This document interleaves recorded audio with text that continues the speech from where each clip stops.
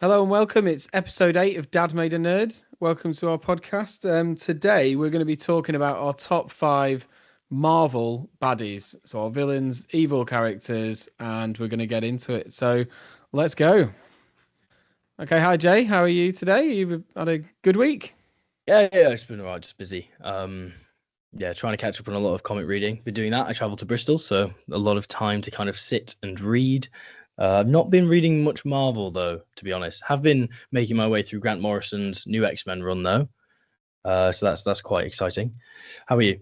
Yeah, I'm good. I'm good. I've not had much chance to read either, but what I have been doing is listening to the new um, DC High Volume podcast, which has just been launched. So it's a weekly podcast with Batman stories, and it starts off with Batman Year One. It's really good. Highly recommend it. So if you've not had a chance to listen, Oh, I think it cool. only launched in April, but you've got different chapters for each of kind of running through some of the most notable kind of Batman comics. I've been really impressed. I'm only on chapter 2 at the minute, but definitely a recommended listen for me.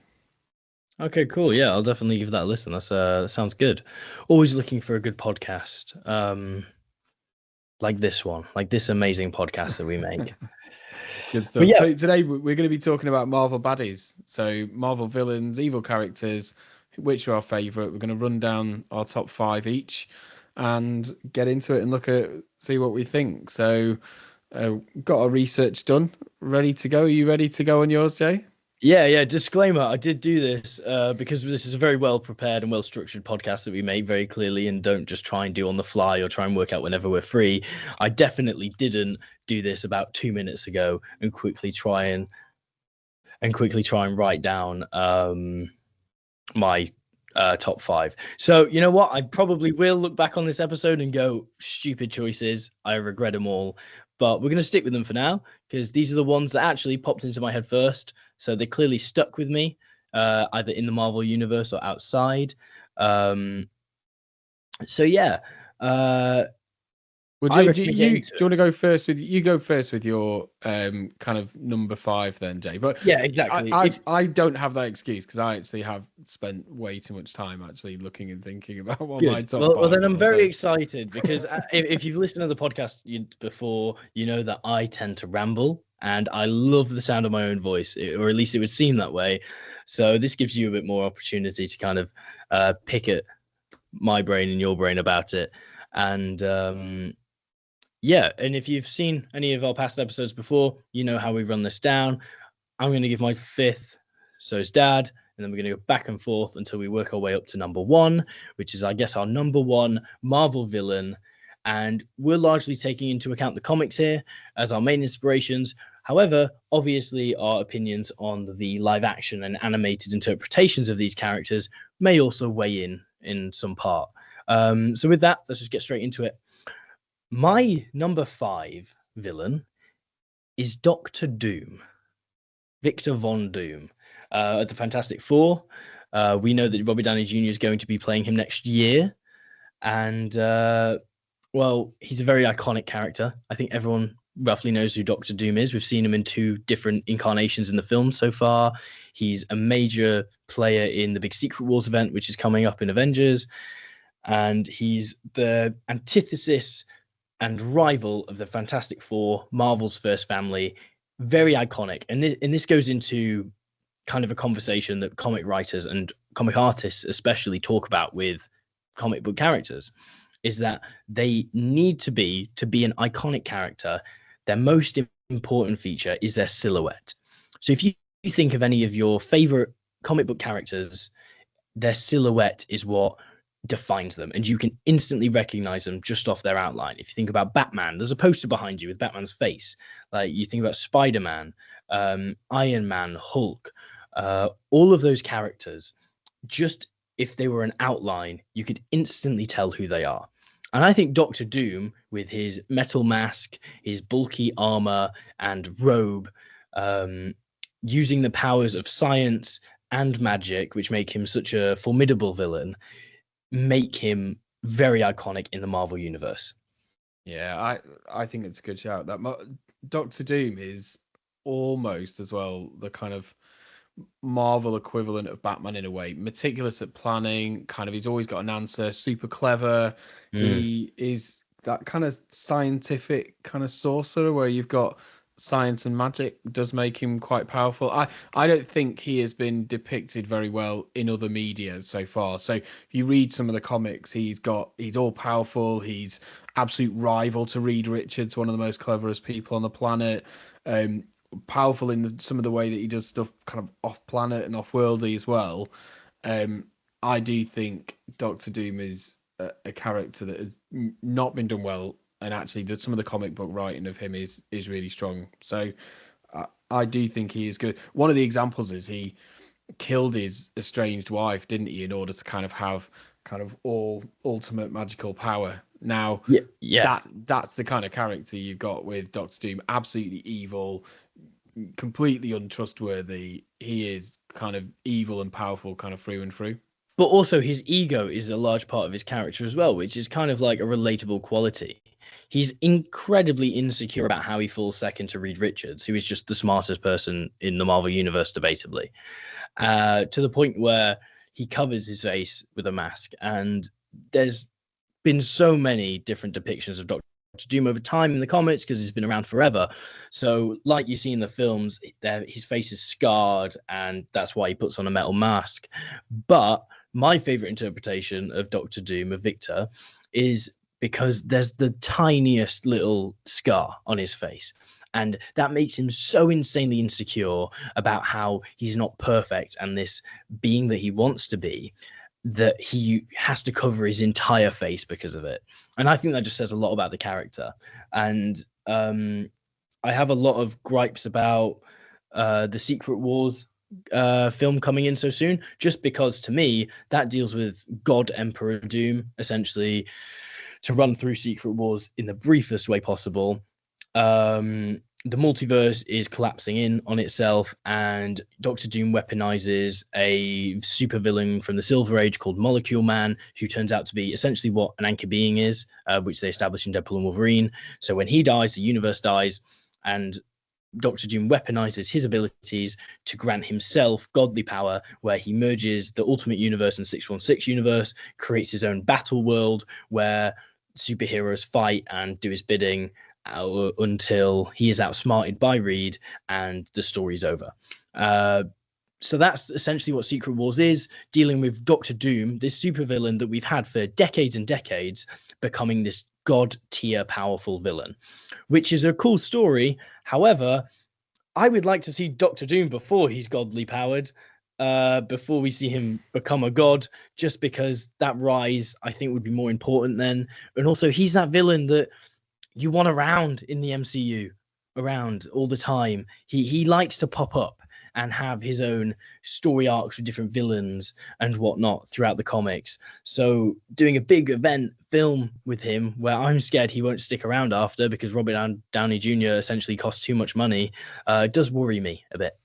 And this has been one of the characters who's been around since the 60s. I think the kind of how good some of the villains are is about some of their longevity, isn't it? So absolute villain that came about, a kind of main Fantastic Four villain, but has kind of been in lots of different stories, hasn't he? He's had longevity, he's kept himself relevant, and he's a bad guy that actually still has kind of huge amounts of power. So he's got that kind of staying power as a villain, which I think you need to, in order to be kind of a, what kind of absolute iconic villain. You need, as well as the kind of silhouette that you said, you've got to have that kind of constant relevance throughout different, whether it be comics or media. And the worry about the fact that he's going to be a character in the MCU is that, are we just going to be focused on it being Robert Downey Jr.? But you might lose some of that comic book essence of the power and the kind of behind the character, which is, somebody who's just absolutely kind of got a thirst for power, and that usually is part of the problem with some of those characters, isn't it? The arrogance and all that kind of stuff. Exactly. Good shout for fifth as a start, Jay. Should I go with my number 5? I would love to hear your number 5. So my number 5 is the Sentinels. The Sentinels. And there's a reason why I've chosen this. Okay, so number 1, they they're a kind of depiction of or representation of the ultimate hatred of the human race, or of Hmm. mutants from the human race, aren't they? But the other reason why I think they're quite a good bad guy is you can absolutely see that we're not far away from that actually being possible in real life, which I think Right. adds like an element of, oh my gosh, that could actually happen. One of my favorite depictions of the Sentinels have run through X-Men comics Yeah. for So absolutely ages, haven't they? Go if on. you were to describe who the Sentinels are, what are the Sentinels? How would you do that? So the Sentinels are robotic figures that have been created by Trask to destroy mutants, and different kind of depictions of them show them having different abilities. But one of the key things, if you look at Days of Future Past, kind of real kind of comic book storyline from the 90s with from Chris Claremont, absolute Mhm. amazing run on X-Men, is that they actually inhibit some of the mutant powers in order to be able to defeat and kill all mutants. So you look at Days of Future Past, they go Wolverine, or I think it's actually Kitty Pryde, goes into the future, and all mutants have basically been killed, and the Sentinels are basically the main way in which that happened. They were learning powers as different mutants kind of had different powers. But so I'd describe them as kind of robot killers. That doesn't feel too far away from what's actually possible in the real world. We've got loads of stuff at the minute in the world around AI and some of the different intelligence that's developing. We know we've got robotics and stuff that's actually started to be developed. Sentinels could be here on the planet right now, and I think that's quite scary. So the Sentinels, big mutant killers, and a large reason why, and I think we're going to end up having villains that do come from X-Men, because the X-Men stories are so iconic, they're amazing, and it's the messaging that drives each of these characters and all the villains of X-Men. They have always represented these minority groups and oppression against them, and that has changed over time, from dealing with Jewish people and during the Holocaust and stuff, and a representation of that, to up till now, X-Men 97 aligns the mutant crisis with minority groups, and the X-Men films deal with the ideas of the LGBTQ society, and coming out as a metaphor and language to also dealing with being a mutant. So it parallels a lot of real life situations and what people can relate to. And that's what makes mutants so compelling, and the X-Men so compelling and timeless almost, because everyone can relate to that on different levels, depending on what story you're approaching for. So the villains for those are obviously so important. And the Sentinels are these mutant bred machines designed to kill these mutants, often weaponized by an extremist group of humans called the Friends of Humanity, and have come to blows with the X-Men. Outside of that, Sentinels, big cool robots with an iconic silhouette, so you can tell what they are, who punch things really good and beat people up. So it's also, from a just smashing your toys together, they work as villains as well, because ultimately, if we get into how all of this really works, is comics are made because they're bought by people and fans, and then movies are made from those, and all of this in reality is so they can sell toys of these characters and these people and these movies, because that's where they make a load of the money, because people want toys of these characters. So if they look cool and you want to smash them with your Wolverine figure, then they're going to do well. And the Sentinels is definitely a good example of that. The only problem with the Sentinels, I do say, I will caveat my choice with, sometimes there are depictions of the Sentinels where they're absolutely really powerful and they would kind of be involved in kind of killing kind of large amounts of people and stuff like that. Mm. There's also depictions sometimes where actually it's really frustrating that they sometimes are really easy to beat sometimes, depending Yeah. on the stories. So I think where it's slightly a flawed one. So this, where I'm saying this is a bad, is definitely because the opportunity of that bad guy to be able to do, but I think sometimes there are not good depictions of Sentinels where they're quite easy to defeat. But certainly one of my favorite kind of is Days of Future Past, where you've got kind of really good examples of power of Sentinels. Yeah. And also, I think they're a great jumping on point for understanding the X-Men as well. If I don't know what you want from the MCU X-Men, but I think the perfect ideal X-Men movie to introduce them into the MCU or mutants in general would be to do a Night of the Sentinels style film based off the first episode of the 90s series, where it's just establishing these mutants, some new ones, some ones that we'll know and understand. So the X-Men 90s series uses Jubilee as an audience surrogate, where she is introduced to this team of X-Men, and so all the information is laid out because Jubilee needs it laid out for her, which allows us as an audience to become more invested and understand what's going on without it seeming too written in. And all it's dealing with is there's these robots made by this strange group that we don't understand that are trying to kill us because we're mutants. And that's it. And that leaves a lot of room to learn who Cyclops is, and Jean Grey, and Wolverine, and Beast, and Nightcrawler, and all these other X-Men. So there's room to play with those. So ideally, if I was to create the next X-Men film set within the MCU, I would use Sentinels as their first villain. And the hope is what they don't do is play too much with the way they look as well, because there's so many robots and robot killers, and you've got films coming out at the minute like what's the one that's just on Netflix, the not very good one with Chris Pratt. What's it called? Oh, The Electric State. The Electric State. So kind of robots, robotics, all those kind of things. There's so many different styles of visuals of robots in different ways. The hope is that they don't mess with that look and feel of what a Sentinel is, and you kind of keep the essence of the characters. They've got to do that, haven't they? But... yeah, the Sentinel design is iconic, and it looks great. And if in the Days of Future Past movie is actually one of my favorite superhero films. It's a really solid film that merges both timelines of the X-Men casts, and the Sentinel design at one point is really good. But then you also see that progress into the future, like Supreme Sentinel versions, which work for the film. But I definitely think if they could do it then, they could probably do it better now. And also Kevin Feige, he's wanting that iconic blue and yellow suit designs, really going into the classic comic accurate look. So I'd be surprised if they didn't do a true to form Sentinel.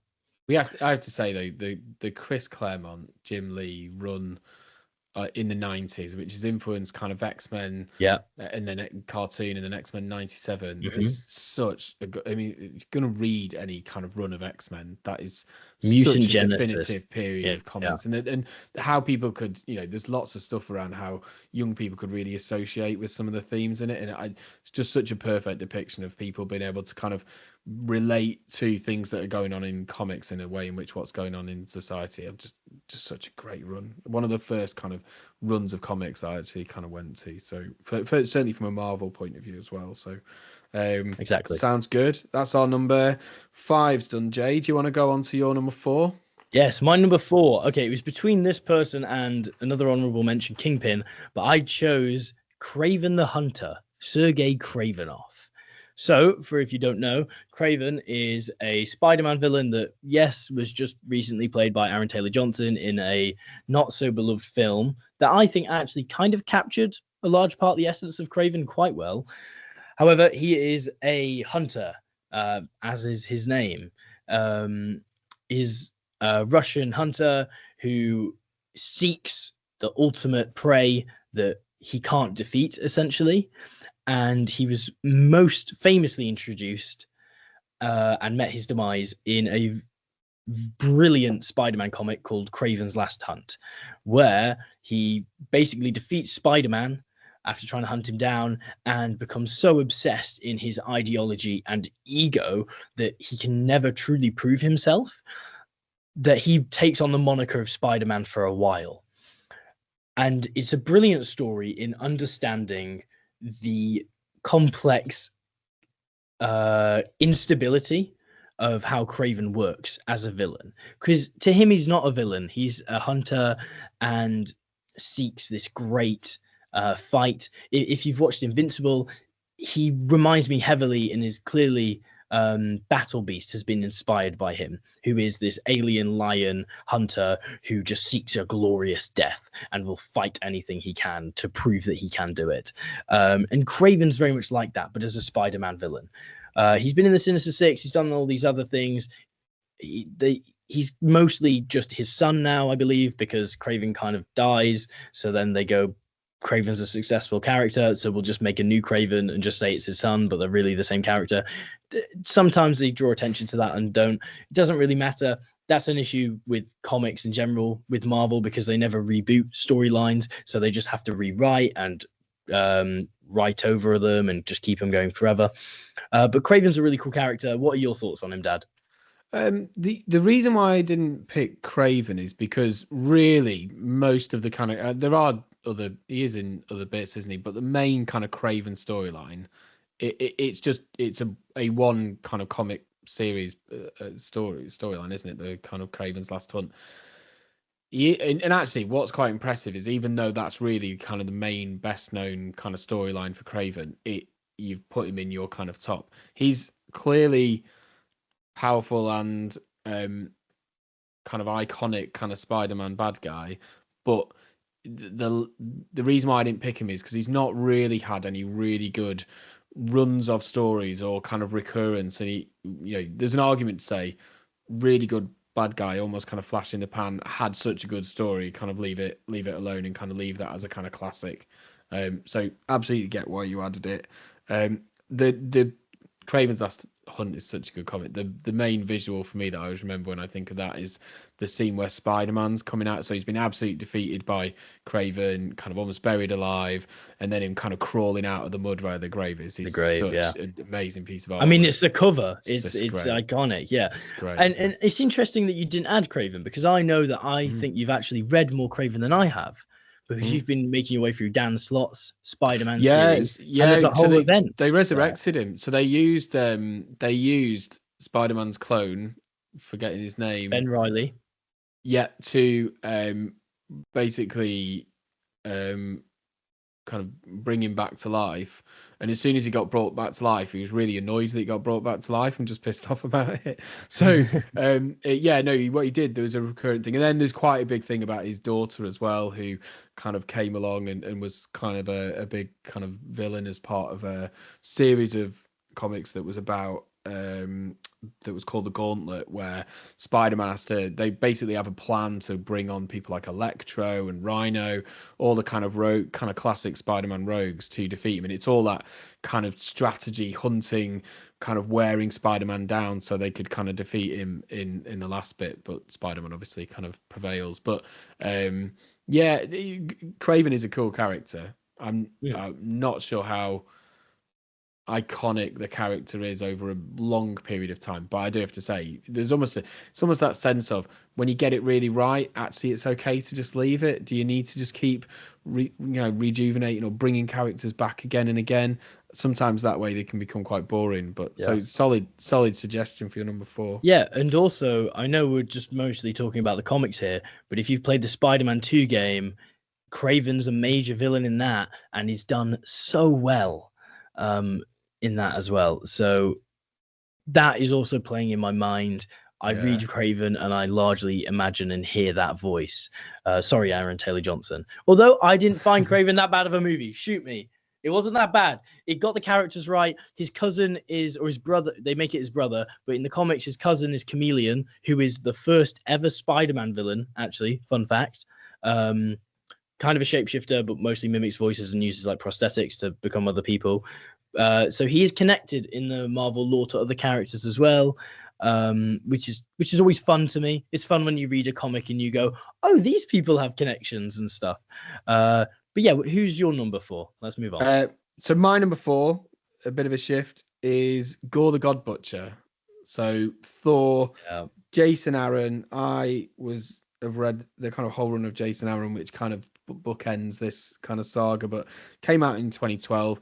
Gore is a person who grew up on a barren planet, an unnamed planet, and he was outcast by his tribe. His family kind of were dying, and at the point where they died, he comes to the realization that on his planet there are gods and they did nothing to help him. Creates obviously a kind of vengeance of, once he gets this black necro sword, which has got a load of power, he basically goes and kills a load of gods and becomes really powerful and is the subject of probably an initial storyline with Thor, but then it actually expands towards the end of Jason Aaron's run of in 2019 when that came to an end, where it kind of Gore was it all kind of came back around itself, and he was defeated in that kind of Gore the God Butcher storyline by 3 different Thors from different times. So when you think how powerful Thor as a character is, it took 3 Thors to kill Gore, and then he didn't actually die anyway because it's a comic book and no ever dies really. But yeah, so my number 4 is Gore the God Butcher because he's a cool character. I don't think he's been well depicted in media, but I'm talking very much here from the source comic material by Jason Aaron.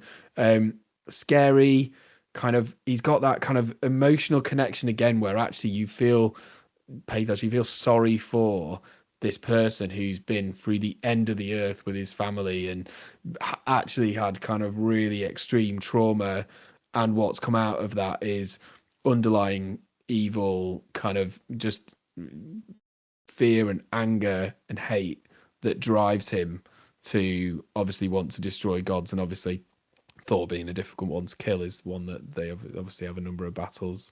And he, obviously, part of that story is he wants to create this god bomb that basically just destroys all gods. What do you think of that one, Jay? Well, Gore is on my list, and he is actually my number 2. So this is my second favorite villain in Marvel Comics, and it speaks to the kind of storyline that we were talking about before. And when there's one good story with this villain that understands this character, it's great. Gore is around in the Marvel Comics at the moment. He's dealing with Phoenix, I believe. Again, they've kind of lost his essence of what makes him a compelling villain.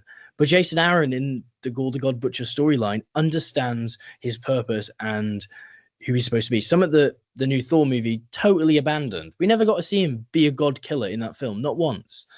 But Gore is, you understand him. It's similar to how people argue for Thanos, because you understand the complex issues that they're trying to address. So Gore is a character who's losing everything. He lost his whole family, all because of a god that wouldn't pity him or help when they have the power to do that. This is a world where we know gods are real. So why aren't they helping certain people? And so he takes vengeance for that. And he gets All Black the Necro Sword, which in comic lore is actually a sword by the god of the symbiotes, Venom. And that is also, I believe, the sword that chopped off the celestial head of Nowhere, which creates that, floating base that they have. But Gore is so well done in that run.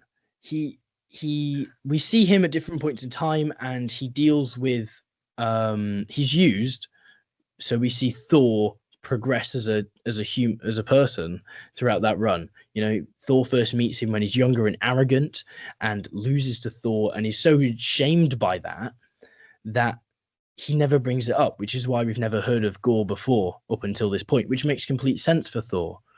And then he's wiser now in the more modern time that the comic takes place, trying to hunt him down because he knows what a threat he can be. And then in the future, he's just absolutely destroyed because he lost, essentially. And Gore is just this powerful entity. And it's not until, and this is getting spoilers for the comics, although go and read it. It's a great experience. And toward the end, he has the power of a god, and he hates himself and the one thing he's been fighting for this whole time is his family.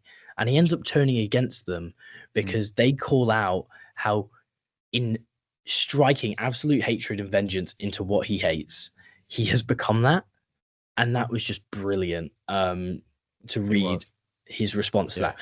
A brilliantly well-rounded character that maybe is one that after closing the loop so well, shouldn't have returned. But again, Marvel Comics, Gore makes money, people like Gore, so he's gonna come back.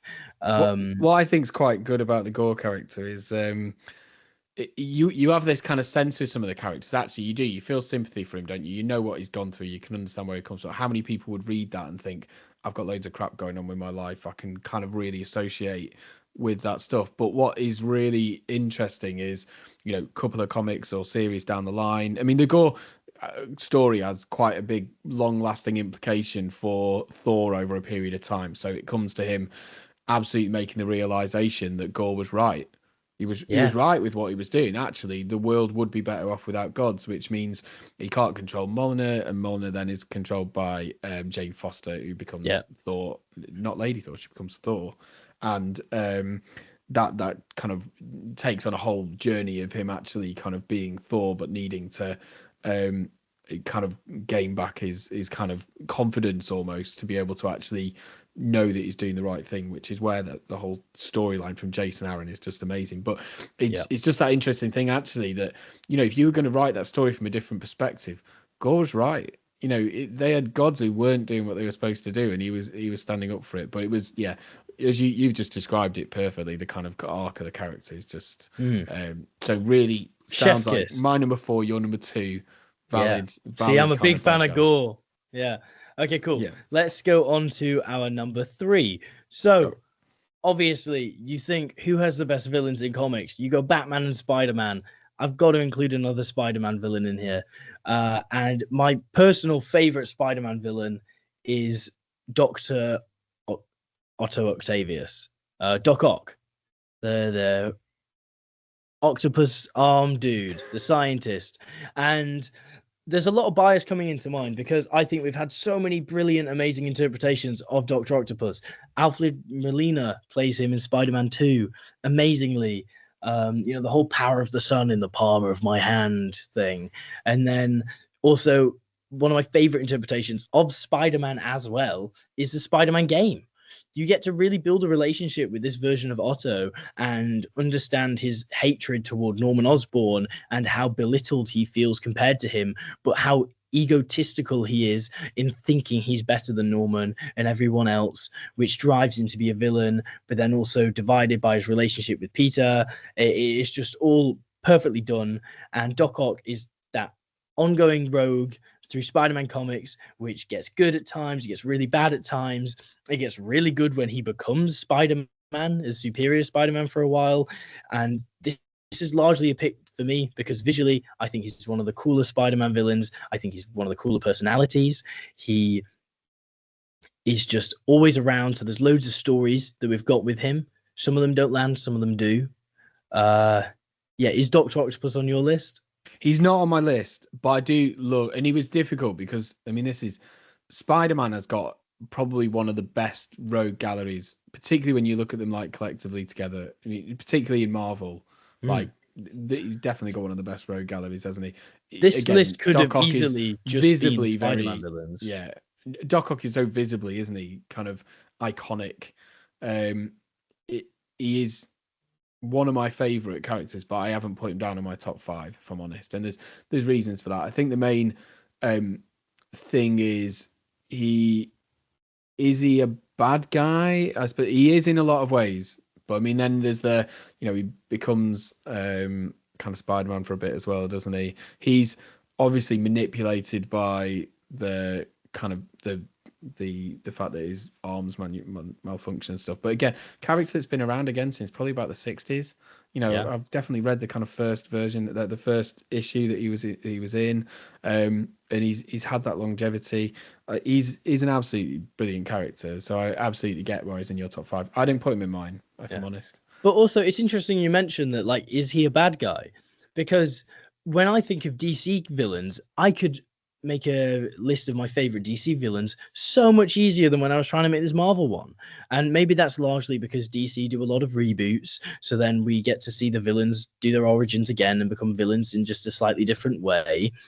But also because Marvel never do that, since 1962 or whatever, the Marvel continuity has been going all connected to each other and still going now in 2025, which is insane to me. Bloody hell, Spider-Man has the most chaotic life. I guess that's part of the character, but he's got around. And so with characters and villains we look at, for example, Loki, an honorable mention.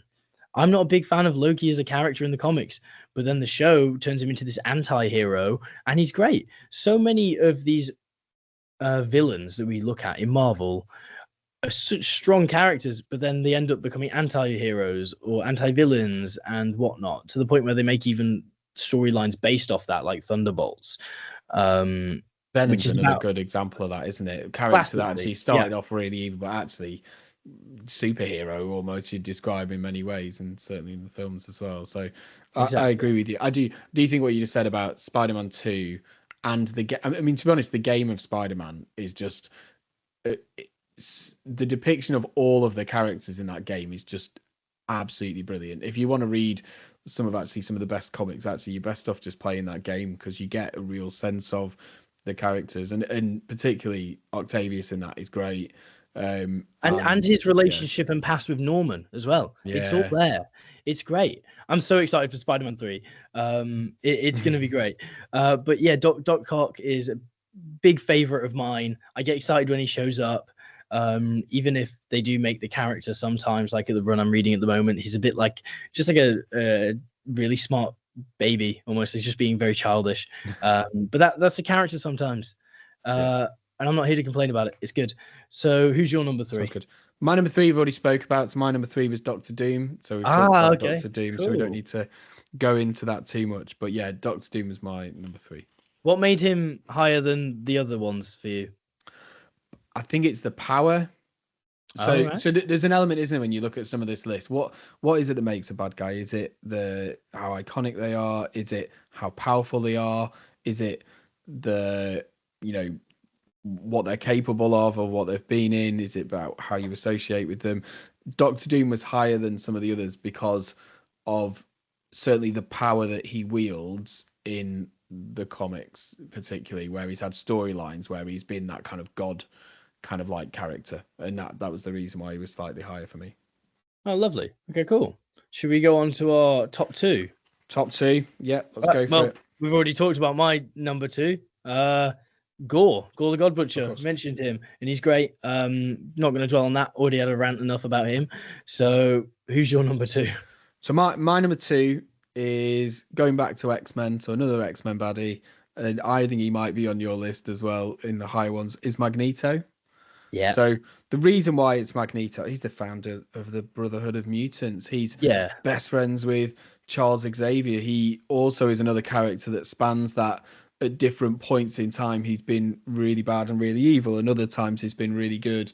One of my favorite depictions of Magneto is in Mutant Genesis. Again, it's another Chris Claremont and Jim Lee kind of comic. He is clearly incredibly powerful. There's also something really cool being able to control metal.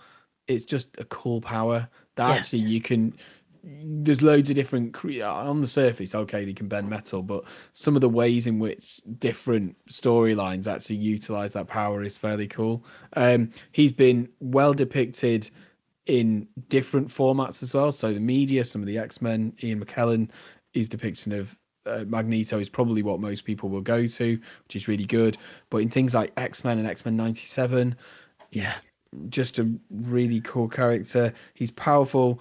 He's angry. He comes from that, just a different way of thinking about the oppression of mutants that Charles Xavier does. And you almost kind of see the two characters as a yin yang with each other, of different kind of ways of thinking about different things. But he is absolutely a kind of character of mention, isn't he?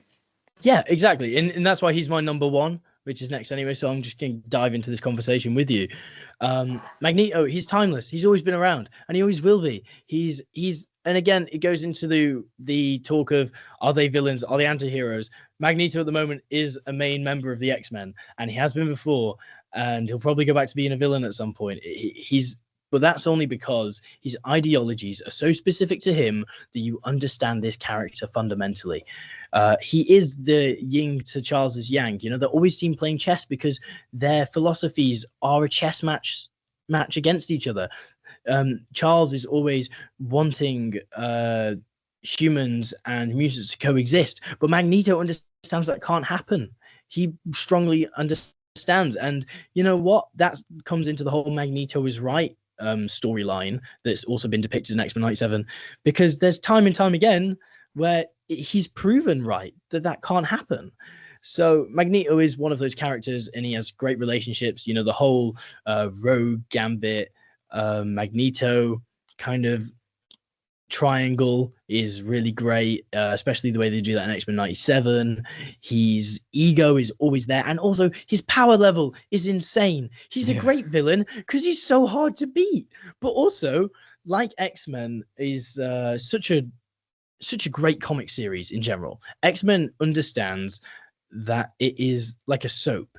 It's a drama, but they have superpowers. You read X-Men largely for the relationship dramas and arguments that are had within the group and people around them, as much as you read for like whatever the action and the main crisis of that comic is.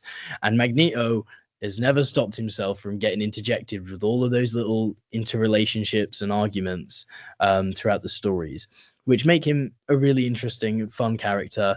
I don't know how the MCU were going to do him very well, because being a Holocaust survivor, you know, a founding reason for his philosophy, which you can't really, you have to empathize with. I don't know how they're going to do that and still him not be super old in the MCU. I don't know if they're going to say that mutants all have slower aging or something like that, or multiverse, who's to say. I'm excited to see what they do. The casting of him is going to be very important. Ian McKellen, incredible actor, did him amazingly. Same for Michael Fassbender. I was going to say, I think Michael Fassbender was really good as well. Yeah, excellent performances across the board, excellent character, and that's why he's my number one pick.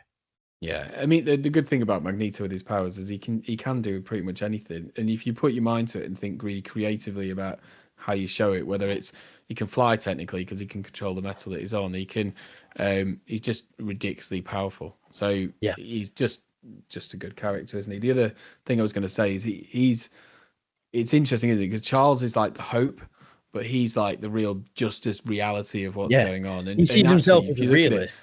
Most of the time, you actually find yourself siding with Magneto, which is that, but he is angry, frustrated, and will absolutely demonstrate it, which is the reason why I think he is an evil character overall. When you look at it in the way, in the behaviors and the things that he's prepared to do to get what he wants, that's what sets himself apart from. He's Charles. An extremist. Yeah. Definitely. And I do find, for example, X-Men 97, brilliant show. Toward the end, Magneto does sever from the rest of the X-Men and does the whole Magneto was right storyline, which people begin to align with, which I find very funny rewatching that show, because Magneto's plan in that moment is to kill like everybody. Like all humans are dying, and then there's humans parading around the world going, Magneto was right. Do you not understand what you're all about to die? I don't think he is necessarily right. I don't think hot take, I don't think genocide is that good of an idea, but sure. Anyway, so that's my number one.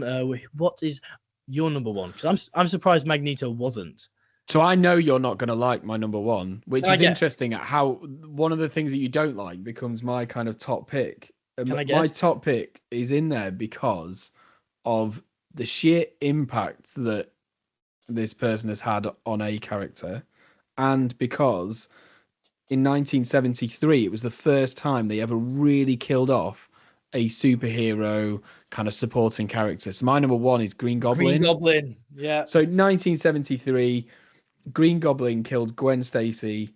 It's Amazing Spider-Man number 120, 122. Really good read if people haven't seen it. It's 2 issues, but 2 issues that have got such an incredible impact on Peter Parker and his life, the way he deals with stuff. It was, at the time, was like, oh my gosh, have they just killed off Peter Parker's girlfriend, really?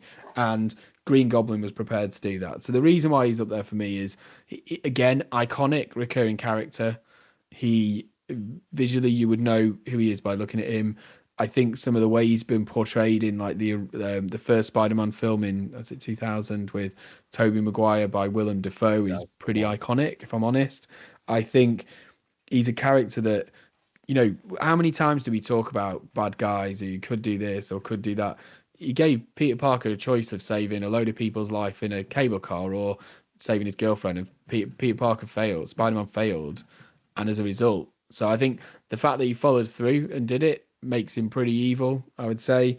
the fact that he's iconic and a constant Spider-Man bad guy, and the fact that he's actually this kind of almost kind of father figure to him with being Norman Osborn, and for the overall sheer impact it had on my favorite Marvel character is the reason why he's my number one. I mean, yeah, it still, even in comics today, like the run I'm reading at the moment, the current Spider-Man run, the fact that Norman killed Gwen is the biggest deal. Green Goblin is a constant devil on the shoulder of Spider-Man. But again, we get into the conversation of, are they really villains? So we've seen Norman become this villain, the father to Peter's best friend, and he becomes the Green Goblin, and then he seems to be all right for a while, and then he's a hero and president and creates the Thunderbolts. Oh, but he's secretly been a villain the whole time, and then he gets cured, and now he's actually a superhero, but for real this time. He's had a lot go on with him, but Norman fundamentally is a character that they've always been able to keep that essence with. And even when he's a hero now, he carries that trauma and is constantly trying to fight against this Goblin ulterior motive. So he is a good character. He's just never connected with me as much as, say, Doc Ock. But he has been brilliant portrayed, even in the recent Spider-Man show, the animated show, Friendly Neighborhood Spider-Man. Brilliantly portrayed there. We can really see the ego and the kind of playing the game aspect of Norman that will eventually lead into him becoming the Goblin, which is great. And when a character, and I think this speaks for largely why I tend to connect more with DC villains, is when the character is so connected or aligned, either philosophically or physically, or has a connection to your main hero, they become so much more interesting of a foil because they have parallel stories. And an honorable mention, we talked about Kingpin earlier. He's not on either of our lists, but the way they depict Kingpin and Daredevil in the comics and largely in the show as these constant two men having a parallel journey, just in different directions, is what makes, I think, Kingpin so compelling, and Daredevil more so. Yeah, no, I agree. There's if you look at some of the honorable mentions, it's interesting we've not included. So we didn't include Venom, didn't include Thanos. I mean, Thanos deserves a bit of a mention because, to be fair, another character, actually, what he was trying to do, to be fair, was in the best interest of the population, which most people would say. Actually, he was saying that, the worlds were consuming their resources, and actually that's not the right thing to do. The way to go about it probably isn't to kind of try and get rid of everybody really quick. Yeah. But, it's not completely. Villains are always fine until they propose mass genocide. That's where they fall apart. Galactus was another one where I thought, just because, I mean, this is a bad guy who destroys and eats worlds. That's pretty powerful. Yet we've gone with characters who've got more of a connection with people and stuff like that. It's interesting that, what do you do with a bad guy who's that powerful? Well, we might be about to find out, mightn't we, in the MCU? Yeah. But again, Galactus didn't get mentioned. Ultron. Yeah. Ultron's a bit hit or miss for me. He's a powerful character, but yeah. With Galactus as well, like the comics, they need to come up with a good reason and stuff. So he's actually doing it because he survived the Great Clap or something like that, like the formation of like the first universe, and he's lived through like 3 or 4 now up until our universe, and he has to do this for some cosmic universe to stay working or whatever, some weird reason cosmically about why Galactus does what he does. Ultron, a great villain for Age of Ultron, especially Brian Michael Bendis' story he wrote there. But again, he is just a villain that's all powerful almost, that is just a hard foil for the heroes to get over. He's just evil AI, which I guess speaks more true to today. That's probably I was about to say that villain. I mentioned before that you mentioned Sentinels could happen, but actually, yeah, Ultron is definitely one that could happen, couldn't it? Probably is definitely happening, but we just don't know about it. It's happening, but in the background, isn't it? Are there any other kind of honorable mentions for you? No, to be honest. I think we've covered most of our bases here. I find myself more drawn to Marvel superheroes. They're more iconic. They seem to have more of the strongest stories, but then I think of DC and instantly so many more villains appear in my head. I don't know if you can argue Hulk's a villain, but his whole story in Planet Hulk as the world killer or the world breaker is a great story, and then he does go back to Earth to become to try and destroy Earth. So I guess in an essence, Hulk's kind of a villain there, or at least trying killing a lot of our main heroes. Definitely more anti. There's definitely more anti-heroes, isn't there? And that's Marvel's problem. Marvel, they're all hard, anti-heroes. Yeah.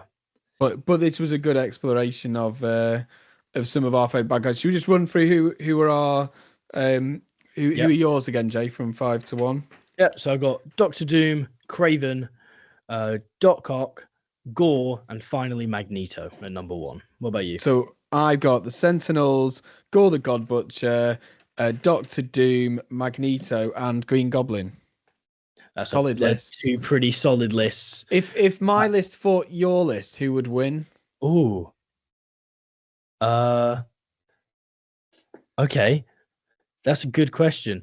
Run through yours again. The answer that myself. Sorry. Run through yours again. So I've got the Sentinels, Gore the God Butcher, Doctor Doom. So let's be honest, Gore the God Butcher and Doctor Doom are going to cancel each other out. Yeah. So then you've got Magneto, which we both got. So their cancel. So the question is, can Green Goblin beat Kraven? Doc Ock, and can the Sentinels beat Kraven? Well, we've both got Magneto, so yeah. I think your list is going to win. Oh, okay, I'll take that. Yeah. I didn't expect you to say that. I expected you to argue about this might be. I think the Sentinels is a group of more than one, isn't it? So you said, could the Sentinels beat Kraven? I reckon. Doc Ock is very clever though, and you think he could probably actually disable the Sentinels. Yeah. In which case, then your question is, can if we're being real, Kraven beat Green Goblin? Kraven could totally beat Green Goblin. Yeah. If we're being real though, Magneto and Doctor Doom would wipe the rest of them out completely, and it'd just be between those two. So there's that argument to wager. This does speak to actually a larger rant, and we will do an episode on our thoughts on the state of the comic industry at the moment, but I'll just tease it a little bit here. When I hate on the internet, because you get it a lot on TikTok of who would win in a fight, Superman or Homelander or Invincible. I hate it. I hate those things so much. You know why? Because it never fucking matters. It doesn't matter remotely because it depends on a writer, right? Superman can beat everyone up if he wants to, but they give him a personality where he can't just kill people because that would make these stories too boring. Homelander lives in a universe where there aren't other god-level tiered people, right? They're not comparable. It depends on a writer. Batman and Superman fight all the time because they always different people win all the time because it depends on the storyline and what the writer wants from the story. I hate comparisons of, well, who would win in a fight between these different superhero universes. Marvel are not dealing with gods like DC are. It doesn't work. Sorry, that's my rant over. That was good. Right, okay. So before we wrap up, Jay, I've got a dad advice. I've worked on this one slightly better. I've themed it. So my dad advice is from Magneto. Is it genocide based? Because I don't think that's good advice. Just a hunch. No. Okay, the fact you have to think about it is a bit concerning. I don't think so. Well, I'll say it. Okay, and I'll try and do it in the voice of Magneto. Oh God. There are no sides. There's no heroes or villains. There's just what I want and how I get it. Okay. So my advice to you is, Jay, it doesn't really matter whether there's sides, but you just got to do what you want and get what you want, and just doesn't matter who you hurt along the way. Just get it. Yeah, that's exactly what I'm saying. Just step on some shoulders, stab some people in the back. Some people might say things and you might think they're right, but they're not. There's no heroes or villains. But as long as you get what you want, that's all right. It's a rise to the top, and as long as you're standing on everyone else, you're winning. It's fine. Yeah, doesn't matter how I didn't say that. That's my advice. You know what? And I'll try and take that on board. I'll let you know next week how I have no more friends, and but I'm winning. So yeah. I mean, it's a good question. What would you rather have? Would you rather have success by stepping on people's shoulders, or would you like to not have success by not doing it? I suppose that's the question, isn't it? To be honest, I would just rather have the ability to move metal with my mind, but yeah. Maybe that's the advice we take. That does sound good. Practice your mutant abilities. Cool. Right. Yeah. So thanks for spending this time for this episode with me, Dad. It was good fun. If you want to follow us around on socials, we are on Spotify. Please rate us 5 stars. We really appreciate it. Answer the polls. Leave us any comments. Next week we'll probably be talking about Thunderbolts because that has come out today. I'm about to go watch it. So send us your questions if you have any on that. Follow us on Spotify, Instagram, TikTok, YouTube, all those places as Dad Made a Nerd Pod. You can follow my reviews at Jay's Reviews. You can follow Dad nowhere because he's a hermit. And we'll see you next time. Anything else to plug? No, good stuff. Cool. Enjoyed Okay. this. See you later. Bye. Bye.